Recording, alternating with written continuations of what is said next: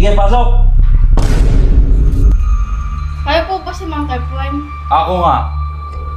Bakit? Ano ba maitutulong sa inyo? Nasa piya at pinanday ko. Sinasapian!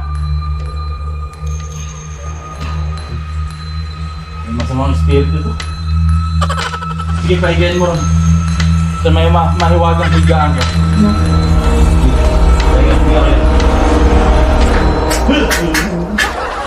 Nanginginig ako sa sobrang lakas ng espiritu nyo. Gamutin na natin yan. Sige, mahiga ka. Mahiga ka.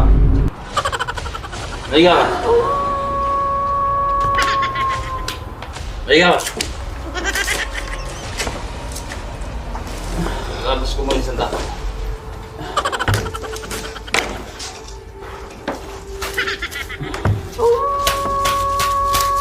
Harakato, harakato, harakato. Harakato, harakato, harakato. Amoshi, amoshi, amoshi, momo, momo, moshi, amoshi, moshi, momo, momo, momo, momo, momo, momo. May momo. Dali mo rin ate yung langis ko. Abot mo. Ito ang langis na nakapagpapagaling kahit ang maramdaman. Galing pa to sa pusod ng dagat.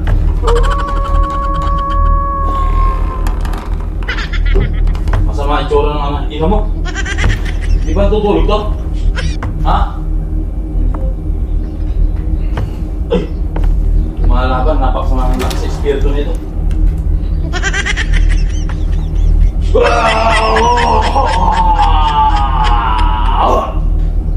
Tulog na yan.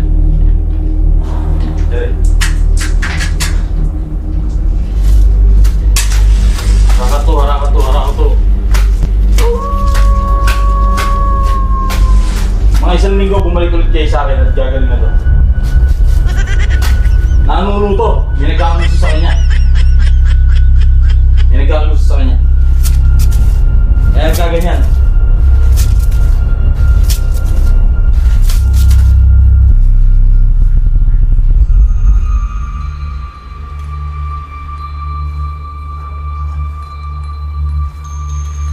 Gagaling na yan. Sige, tumayo ka na dyan, iha. At mga pagkalipas ng isang linggo, bumalik ka. Sige. Wala na, okay na. Okay na yun.